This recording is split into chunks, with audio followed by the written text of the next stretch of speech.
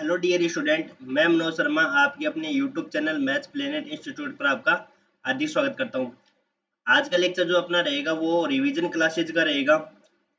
बच्चों की डिमांड थी कि बीएससी 6 सेमेस्टर के लिए रिवीजन क्लासेज स्टार्ट की जाए। तो बीएससी 6 सेमेस्टर की अपन क्या कर रहे हैं, रिवीजन क्लासेज स्टार्ट कर रहे हैं।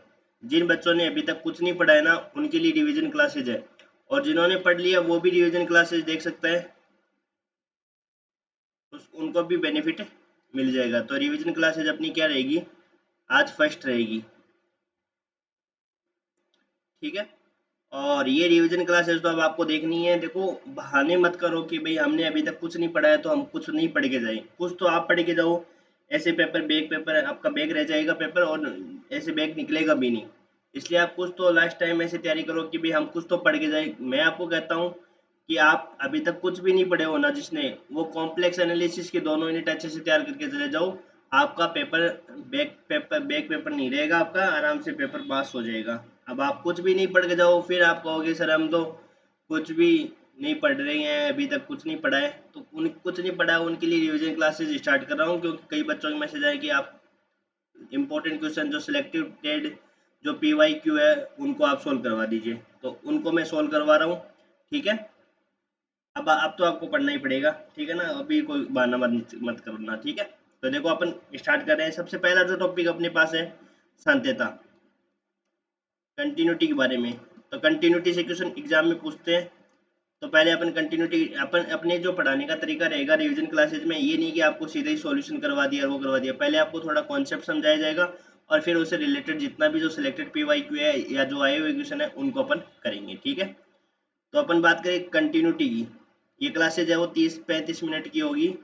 और आप कहोगे कि तो इनकी लेंथ है वो ज़्यादा रख देंगे कि भाई सर 1 घंटे क्लास लो, तो 1 घंटे क्लासेज रख देंगे। ठीक है, वो आप कहोगे उसी के अकॉर्डिंग कर देंगे। और कमेंट सेक्शन में बताना ये क्लास आपको कैसी लगी है, तो ये ज़रूर लास्ट में बताना। और चैनल जिन्होंने सब्सक्राइब नहीं किया वो चैनल को सब्सक्राइब जरूर कर लें। ठीक है। देखो, एक फलन एफ जेड, इसकी डेफिनेशन लिख लेते हैं थोड़ा सा पहले कि कंटिन्यूटी क्या होती है। एक फलन एफ जेड बिंदु जेड बराबर जेड नोट पर, बिंदु जेड बराबर जेड नोट पर सतत कहलाता है यदि, सतत कहलाता है यदि, यदि लिमिट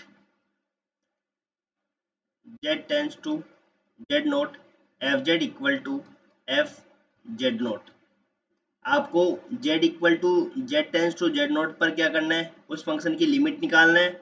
और उस पॉइंट पर, जिस पॉइंट पर अपन कंटिन्यूटी चेक कर रहे हैं उस पर फंक्शन की वैल्यू निकालना है। यदि दोनों इक्वल आते हैं तब फंक्शन क्या होगा, आपका कंटिन्यूस होगा। तो क्या करेंगे, देखो, limit Z tends to Z not, उस पॉइंट पर अपने को क्या करना है, उस फंक्शन की लिमिट निकालना है।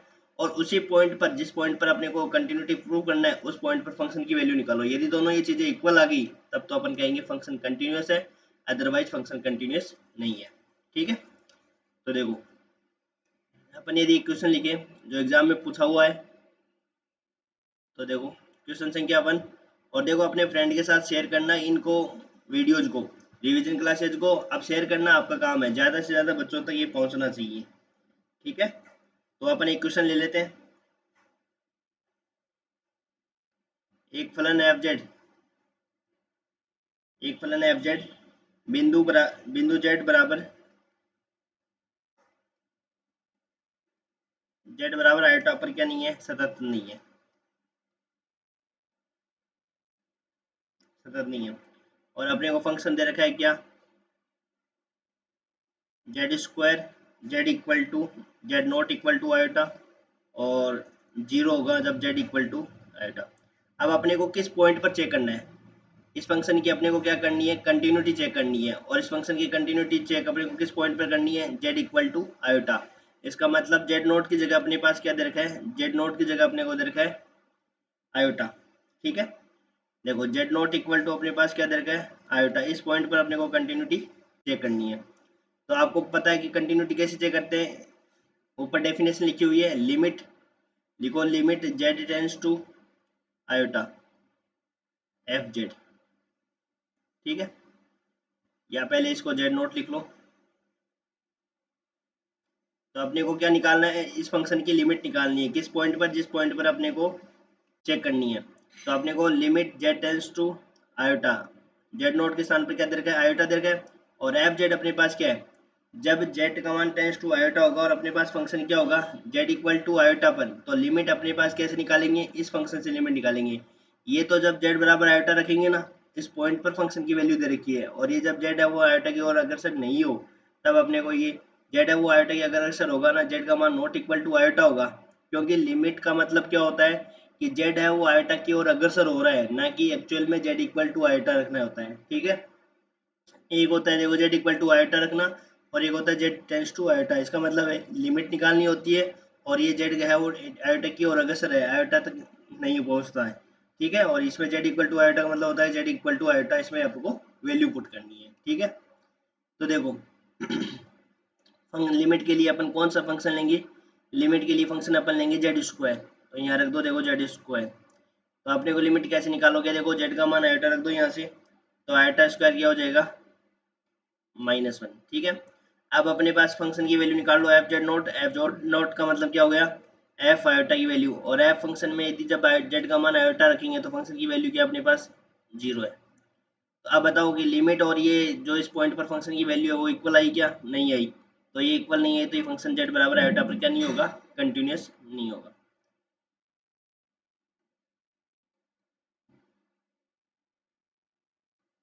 तो यहाँ से लिखेंगे implies that F Z equal to iota पर सतत, ऐसे आपको चेक करना है। ठीक है, तो ऐसे आप चेक कर लेना। ठीक है, अब इसके बाद में अगला जो टॉपिक आता है वो आता है अवकलनीयता का।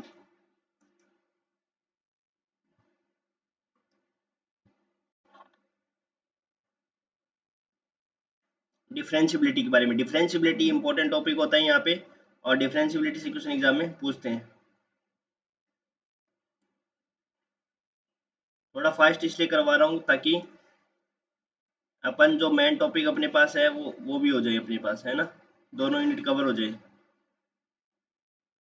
डिफरेंशियबिलिटी। ठीक है, और यदि आपको कोई भी इसमें कोई वीडियो में यदि सजेशन देना है आपको कि सर इस हिसाब से कराओ या मैं ये क्वेश्चंस करवाओ, तो आप वो बता सकते हो आप मेरे को। ठीक है, डिफरेंशियबिलिटी की सबसे पहले अपन डेफिनेशन लिखते हैं कि कोई भी फलन है वो डिफरेंशिएबल कब होता है।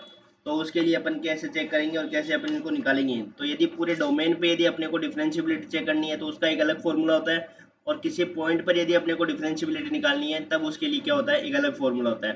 तो अपन दोनों की बात करेंगे और दोनों से रिलेटेड क्वेश्चन करेंगे। तो प्रांत डी में डेफिनेशन लिख लेते हैं। प्रांत डी में परिभाषित कोई फलन, प्रांत डी में परिभाषित कोई फलन एफ जेड, फलन एफ जेड अवकलनीय कहलाता है यदि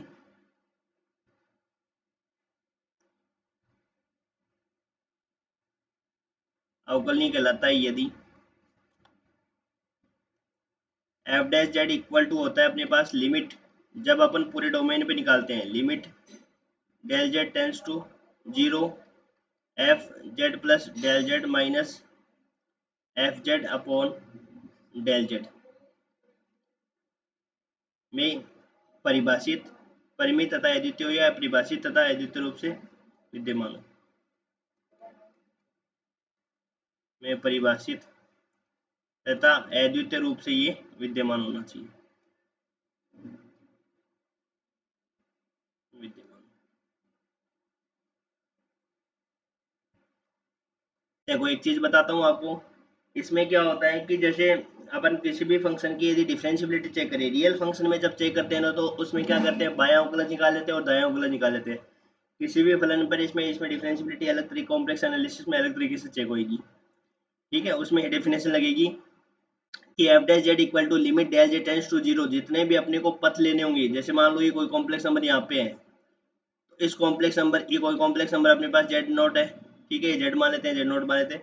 तो इस पर अपने को डिफरेंशियबिलिटी चेक करनी है। तो डिफरेंशियबिलिटी चेक करने के लिए क्या करेंगे अपन, अपने पास जितने भी पथ होते हैं वो सारे पथ देखो, जैसे मान लो यहाँ पे रियल की बात करते हैं, तो रियल में तो रियल लाइन होती है minus infinity two plus infinity. जैसे मान लो x इक्वल टू ए पर यदि अपने को डिफरेंशियबिलिटी चेक करनी है तो क्या करेंगे, अपन दायां अवकलज निकाल लेंगे और उसका बायां अवकलज निकाल लेंगे। कंटिन्यूटी में क्या करते हैं, उसकी लेफ्ट हैंड लिमिट निकाल लेते हैं, राइट हैंड लिमिट निकाल लेते हैं, उस पॉइंट पर फंक्शन की वैल्यू निकाल लेते हैं। ये तीन चीज़ें देखते हैं। जबकि कॉम्प्लेक्स एनालिसिस में डिफरेंशिएबिलिटी चेक करने के लिए क्या होता है कि अपने को बहुत सारे पथ लेने होते हैं। इस पॉइंट पर पहुंचने के लिए अपने पास कौन कौन से पथ हो सकते हैं? ये या तो एक्स के अकॉर्डिंग जा सकते हैं, या वाई अकॉर्डिंग के उसके अकॉर्डिंग जा सकते हैं, या कोई स्ट्रेट लाइन के अकॉर्डिंग इस पॉइंट पर पहुंच सकते हैं, या कोई एनी कर्व के अकॉर्डिंग अपन इस पॉइंट पर पहुंच सकते हैं। तो इसके अप्रोच करने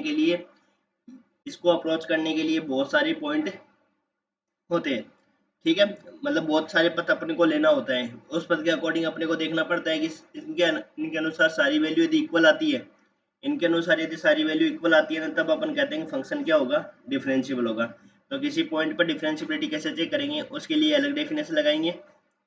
एक डेफिनेशन तो ये हो जाएगी, ये तो पूरे डोमेन पर चेक करने के लिए, जब भी अपने को डिफरेंशिएबिलिटी चेक करनी है, तो पूरे डोमेन पर यदि डिफरेंशिएबिलिटी चेक करनी है तो अपने को क्या करना होगा, इस पूरे डोमेन की डेफिनेशन लगानी पड़ेगी। Limit del Z tends to zero F Z plus del Z minus F Z upon del Z. ठीक है, यदि किसी पॉइंट पर यदि अपने को डिफरेंशिएबिलिटी चेक करनी है, तो उसके लिए क्या फॉर्मूला होता है, उसके लिए अलग फॉर्मूला होता है। तो उसके लिए अपन लिख लेते हैं, और फिर अपन इससे रिलेटेड एक एग्जाम में क्वेश्चन आया हुआ है उसको करेंगे। फलन एफ जेड। आप ये बता देना यदि वीडियो में थोड़ी स्पीड भी यदि फास्ट हो तो आप बता सकते हो कि सर स्पीड फास्ट है, तो आप उस हिसाब से बताओगे, जिस हिसाब से अपन कर लेंगे। Z equal to Z naught पर यदि कोई फंक्शन डिफरेंशिएबल कब कहलाएगा? कहलाता है यदि F dash Z naught equal to हो जाएगा limit Z tends to Z naught F Z minus F Z naught upon Z minus Z naught में परिमित, का अर्थ होता है फाइनाइट, फाइनाइट और वह अद्वितीय रूप से विद्यमान होना चाहिए। मतलब यूनिक रूप, से एग्जिस्ट करना चाहिए।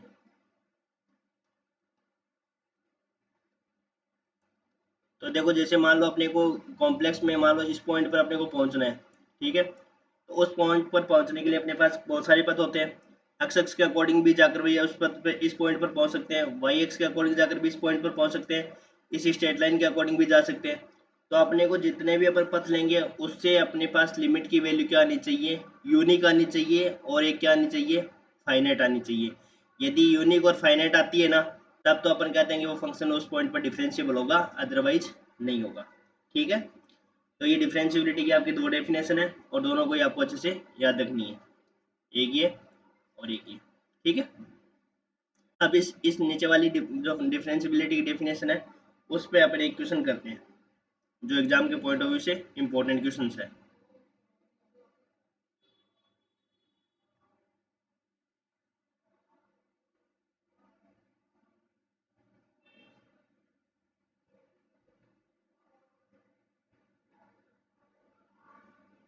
ठीक है, देखो क्वेश्चन लिखते हैं।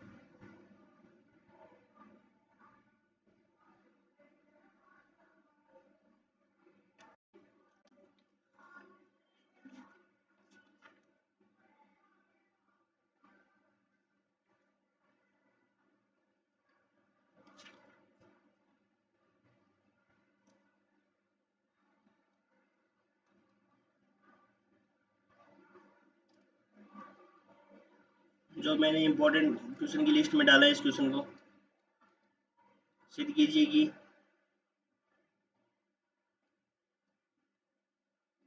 फलन F Z equal to z bar किसी भी बिंदु पर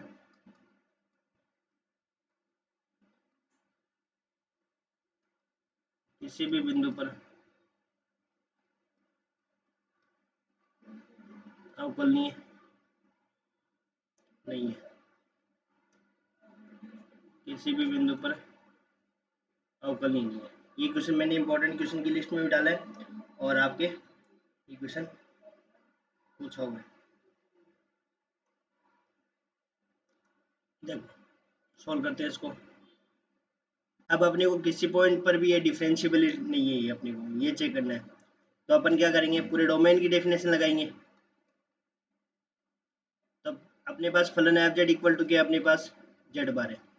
तो अपने को बोल रहा है कि किसी भी बिंदु पर अवकल नहीं है, तो अपन क्या करेंगे, पूरे डोमेन पे इसको चेक करेंगे। तो जब पूरे डोमेन पे चेक करना होता है तो पूरे डोमेन की डेफिनेशन लगाते हैं, और किसी पर्टिकुलर पॉइंट पर चेक करना होता है तो किसी पर्टिकुलर पॉइंट पर अपन उसकी डेफिनेशन लगाते हैं। ठीक है, तो सबसे पहले आपको तो क्या करना है कि इसको पूरे डोमेन वाली डेफिनेशन को यूज करना है, और फिर अपन जब है ना, मान लो किसी पर्टिकुलर पॉइंट पर अपने को यदि चेक करना हो कि मूल बिंदु पर चेक करें, तो उसमें क्या करेंगे, फिर अपन जेड इक्वल टू 0 रख देंगे। ठीक है, देखो तो यहाँ से देखो अवकलनीय तक परिभाषा से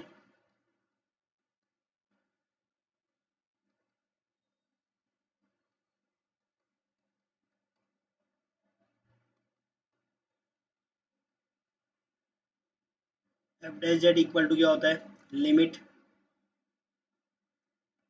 del Z tends to 0 F Z plus del Z minus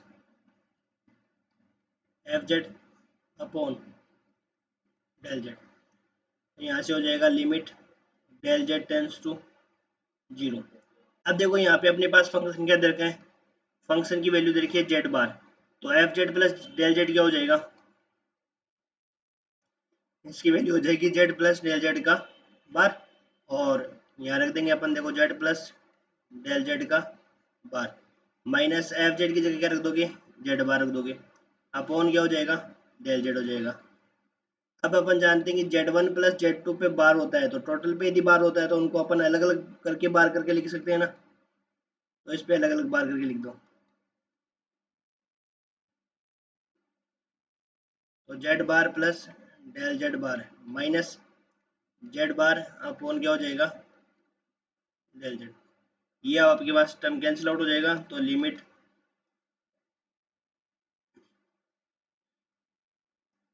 तो ये हो जाएगा del Z bar upon del Z. ठीक है, ये अपने पास किसकी वैल्यू आ गई, एफ डैश की वैल्यू आ गई। थोड़ा और सिंप्लीफाई कर लेते हैं, एक्स और वाई के में फॉर्म में कन्वर्ट करते हैं इसको। तो यहाँ से हो जाएगा देखो जेड इक्वल टू क्या होता है, एक्स प्लस आयोटा वाई। तो डेल जेड क्या होगा बताओ, यहाँ से अपने पास डेल जेड हो जाएगा अपने पास del x plus iota del y. इसी प्रकार से जेड बार क्या होता है अपने पास, एक्स माइनस आयोटा वाई होता है।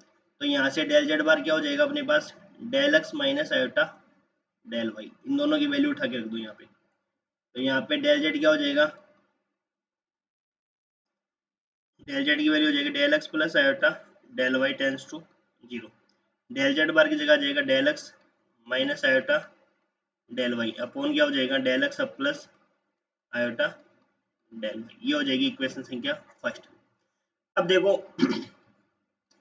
ये पॉइंट अपने पास है जेड है, तो अपने को क्या करना है, इस जेड पर अपने को क्या करना है, पहुंचना है। तो इस जेड पर पहुंचने के लिए अपने को पता है कि डिफरेंशिएबिलिटी चेक करने के लिए अपन क्या करेंगे, कितने भी पथ ले लो उन पथ से वैल्यू क्या आनी चाहिए, इक्वल आनी चाहिए। यदि वैल्यू इक्वल आती है तो अपने पास कहेंगे कि फंक्शन डिफरेंशिएबल है, अदरवाइज नहीं है। तो पहले अपन क्या करेंगे, अक्ष अक्ष के अनुदिश जाएंगे। तो अक्ष अक्ष के अनुदिश अपन पहुंच सकते हैं, एक अपन वाई अक्ष के अनुदिश भी पहुंच सकते हैं, एक अपन स्ट्रेट लाइन के अनुदिश भी पहुंच सकते हैं, कोई किसी कर्व के अनुदिश भी अपन इस पॉइंट पर पहुंच सकते हैं। तो इस पॉइंट पर अप्रोच करने के लिए अपने पास कितने तरीके हैं, बहुत सारे तरीके हैं। तो अपन क्या करेंगे, दो ही तरीके लेंगे। यदि दो तरीके से वैल्यू इक्वल आती है तो फिर अपन तीसरा तरीका लेते हैं। अदरवाइज दो ही पद से अपने पास यदि वैल्यू इक्वल नहीं आती है ना, तो अपन कह देते हैं कि फंक्शन डिफरेंशिएबल नहीं है। समझ में आया। जैसे मान लो डिफरेंशिएबिलिटी चेक करने के लिए दायां अवकलज और बायां अवकलज निकालते हैं रियल लाइन में, रियल नंबर्स में, तो है ना। तो बायां अवकलज और दायां अवकलज बराबर आएगा तो अपन कह देंगे अवकल नहीं है, और अदरवाइज इक्वल नहीं आता तो नहीं कहते हैं। तो इसीलिए क्या होता है कि कॉम्प्लेक्स एनालिसिस में क्या होता है कि इस पॉइंट को अप्रोच करने के लिए बहुत तरीके होते हैं अपने पास। तो बहुत तरीके होते हैं तो अपने को कोई दो तरीके लेने होते हैं स्टार्टिंग में। तो यदि अपन दोनों तरीकों से यदि देखिए अपन उस फंक्शन की वैल्यू देखेंगे, तो यदि वो इक्वल आ गई तब तो अपन कहते हैं अपन तीसरा पथ लेंगे और भी चेक करेंगे फिर। और यदि इक्वल नहीं आती है तो अपन कहेंगे फंक्शन डिफरेंशिएबल नहीं है। तो एक अक्ष से अनुदिश जाएंगे और एक वाई अक्ष के अनुदिश जाएंगे। तो अपन जानते हैं कि जब अक्ष के अनुदिश जाते हैं, भाई जब अपन अक्ष के अनुदिश जाते हैं तो यहाँ पे क्या हो जाएगा, जब अपन अक्ष के अनुदिश इस पॉइंट पर पहुंचेंगे तो यहाँ पे आपको पता है कि वाई क्या होता है, जीरो होता है ना। इस लाइन पर क्या होता है, वाई इक्वल टू जीरो होता है। तो वाई इक्वल टू जीरो होने के कारण क्या होता है, डेल वाई क्या हो जाएगा, यहाँ पे इक्वल जीरो हो जाएगा। भाई वाई इक्वल टू जीरो तो यहाँ पे डेल वाई क्या हो जाएगा, फिर इक्वल टू जीरो। और यहाँ पे इस इक्वेशन में del Y equal to zero रखकर अपने इस समीकरण को सोल्व कर लेंगे। फिर अपन एक बार वाई एक्स के नोटिस जाएंगे, इस पॉइंट पर पहुंचेंगे तो वाई एक्स पर एक्स जीरो होता है, तो यहाँ से डेल एक्स को क्या कर देंगे, जीरो कर देंगे, और उससे अपन निकालेंगे वैल्यू। यदि इक्वल आएगी तो और पथ लेंगे, और इक्वल नहीं आएगी तो अपन कह देंगे कि फंक्शन है वो आपके पास क्या नहीं है, डिफरेंशिएबल नहीं है, किसी भी बिंदु पर डिफरेंशिएबल नहीं होगा। क्योंकि जब पूरे डोमेन पे चेक करते हैं ना, तो पूरे डोमेन पे बताते हैं कि ये किसी भी पॉइंट पर डिफरेंशिएबल नहीं होगा। ठीक है, तो यहाँ पे आप देखो केस फर्स्ट लेंगे, जब डेल जेड शून्य की ओर अग्रसर,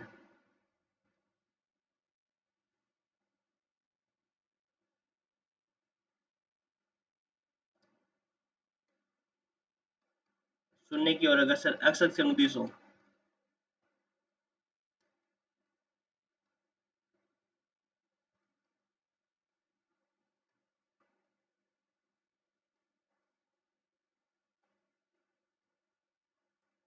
तो एक्स अक्ष के अनुदिश होगा, तब डेल वाई क्या हो जाएगा, यहाँ से जीरो। तो डेल वाई जीरो हो जाएगा, तो समीकरण एक से F dash Z equal to हो जाएगा limit del x tends to zero, और यहाँ पे हो जाएगा del x upon del x, और ये हो जाएगा अपने पास limit del x tends to zero, ये वन, और वन पे कोई फंक्शन है नहीं तो इसलिए इसमें आ जाएगी वैल्यू। अब निकालेंगे केस टू,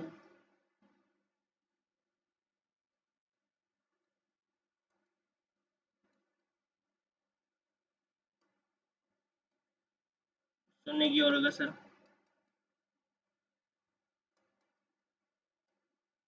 वाई एक्स के अनुदिश हो,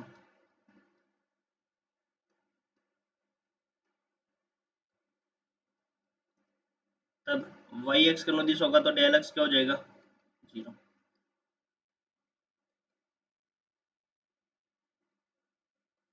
तो इसमें क्या कर दो, समीकरण एक में डेल वाई को जीरो कर, डेल एक्स को जीरो कर दो, तो डेल जी एक्स को जीरो करोगे तो यहाँ से डेल वाई क्या होगा, टेंस टू जीरो, तो यहाँ पे डेल एक्स जीरो हो जाएगा, तो ये हो जाएगा माइनस का आयोटा डेल वाई अपॉन ये आयोटा डेल वाई, तो ये कैंसिल होकर क्या हो जाएगा, माइनस वन।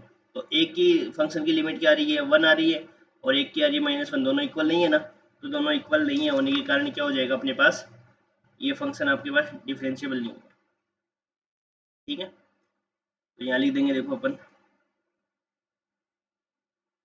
क्योंकि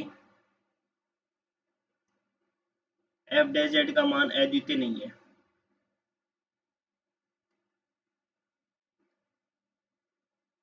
अद्वितीय नहीं है, और यहाँ पे एफ डैश जेड का मान अद्वितीय होना चाहिए, अद्वितीय नहीं है, परिमित तो है पर अद्वितीय नहीं है, तो यहाँ से एफ जेड क्या होगा, अवकल नहीं है।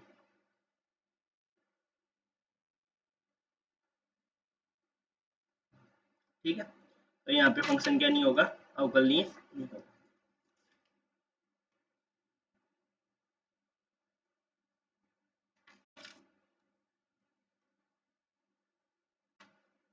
अब एक थ्योरम और कर लेते हैं, देख लेते हैं, वीडियो क्या ज़्यादा बड़े नहीं बनने चाहिए, क्योंकि वीडियो ज़्यादा बनने के कारण फिर वही है, आप देख नहीं पाओगे। 30 मिनट का वीडियो बन चुका है ऑलरेडी।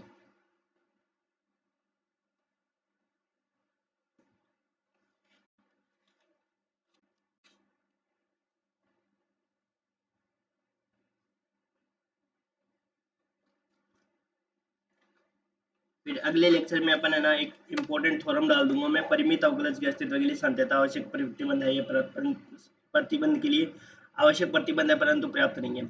एक बात और बता देता हूँ, चैनल को सभी को सब्सक्राइब करना है और अपने फ्रेंड के साथ ज़्यादा से ज़्यादा शेयर करना है।